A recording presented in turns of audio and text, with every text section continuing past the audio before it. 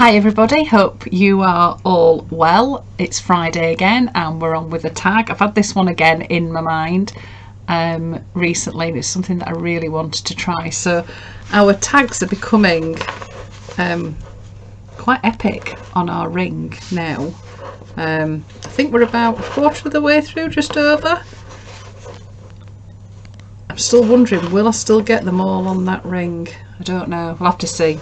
I hope so, because I'd like them all to stay on there. So we had our couching last week, our sort of woven couching, a little bit different. So this week we're going to go teeny tiny, and we're going to do teeny tiny paper piecing. So this is a quilting process. So what I've done is, just on my computer, I've printed out some little hexagons. I know some of you have got cutters out there and we'll cut them out for you, but because we're doing this onto a tag, we need quite small ones. So mine are point to point 1.4 centimeters across, really teeny tiny. You can go bigger or littler, it really doesn't matter. You're going to need a selection of fabrics, so audition your fabrics. I've gone for some quite muted colours. I've done what I normally do, where I pick a piece of fabric and then start picking colours out of that. I'm going to need a few threads, because we're going to do our paper piecing a little bit differently this time. And then I've got a little piece of quilt that I'm going to actually stitch it onto. But it can be a piece of fabric, that's perfectly fine. I just really love working with these old quilts. So our paper piecing, what you're going to need to do to start off with is get your little hexie, place it onto your fabric, and then cut a slightly bigger hexagon out. This is a great way again of using up all those little bits of fabric that you've got in your stash, those bits that we keep that we just don't want to throw away. Okay, so I've done my hexagon. The piece of fabric that I've done outside point to point is about 3 centimeters, so it's about twice the size of what I've done.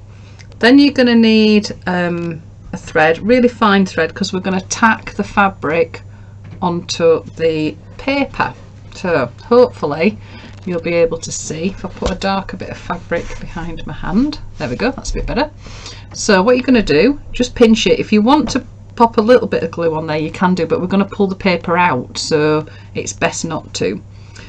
Fold one edge in and then fold the other edge. Okay, and then just hold that little crease. I've got a little knot in my thread, and all I'm going to do is go through the fabric at the back. I'm not going through the paper to the front. I'm just tacking that on. Just put 2 little stitches in just to hold it in place. Then you turn it onto your next side. Just make sure your piece of paper is still in the middle. Finger fold that in, and again a little stitch. Turn it again, tuck it in. So I'm slowly wrapping this around my piece of paper. Every other one I tend to just do 2 little stitches. I think that's just for my own peace of mind, really. Oops. There we go. And then you keep on going, so around to the next bit, tuck it in, a little stitch, and then it's going to come tuck that there, tuck that one in, and then I've got my last 2 little stitches. So what we've done is we've wrapped that little bit of paper in a little piece of fabric. I am sure there are loads of different ways that you can do this. I've always said before, when I've done this, I'm not a quilter, so this is just my way of doing it. Obviously, I mean, I did show you the other time about doing the circles and creating the hexes. If you want to do that, that's fine. I just thought I'd go a bit more traditional. Those things, you've just had your scissors, cover them up with the fabric, not ideal, and trim. Okay, so I've made my little hexie. Bit of a Blue Peter moment. If you're not in the UK, Blue Peter's a programme that I used to watch when I was little. They'd show you how to do something and then go, and here's some that I made earlier. So I've got a selection of my little hexes that I've done. So we're going to start then putting them together. So all you need to do is choose 2 shapes that you want to put together, pop them right side together, and then again with your thread we're just going to do some little stitches just to hold them together, and you're going to build up a little miniature piece of quilt.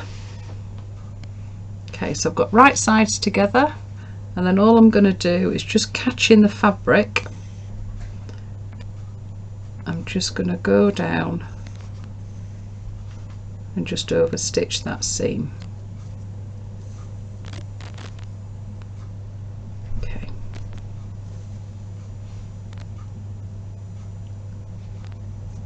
This is a lovely job to do on an evening.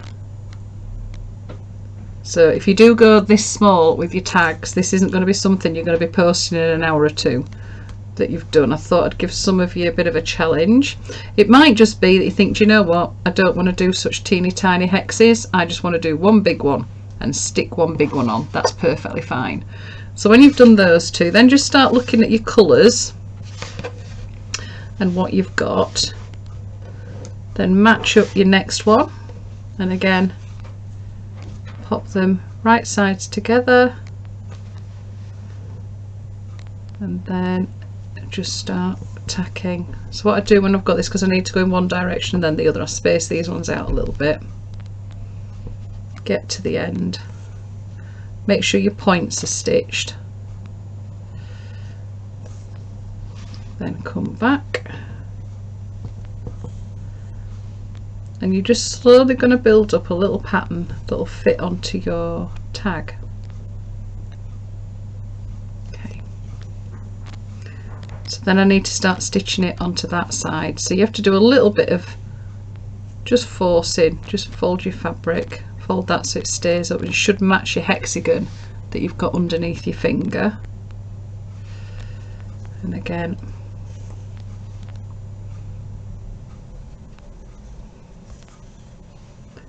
stitch that. Oops.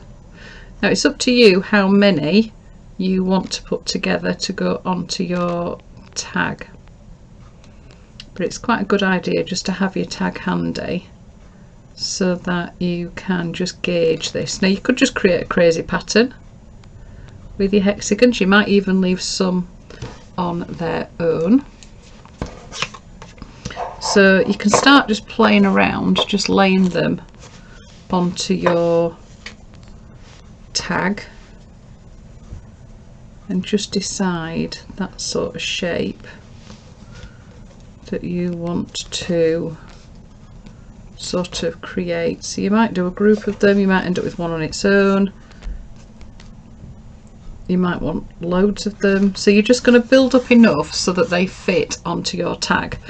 Once they're all stitched together, what you then need to do is take the paper out the back. I tend to iron them first so that I know that they're going to stay in their little shapes, but usually by the time you finish them, because you've ended up finger pressing them quite a bit, it's fairly easy just to get your paper out. So just go into the back, just get your needle. I know if I do these bigger, I was watching a tutorial the other day and they have like a hole in the middle of the hexagons so that you can pull them out with your needle and reuse them. But these are the ones, I've used these ones already, so I tend to keep them. Come on, needle into the paper, there we go.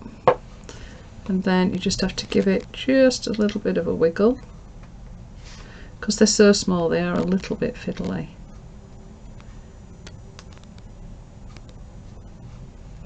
This one's not wanting to play ball. Come on. There we go. Pinch it. Might work with tweezers as well. There we go.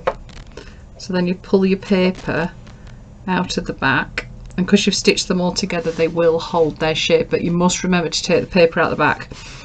What we're going to do then is, when you've stitched them all together, I'm going to cut a piece of fabric, so that will be the back of my tag, and then these are going to get laid over the top. So I've sort of chosen a colour that matches in, but you could choose a contrasting colour.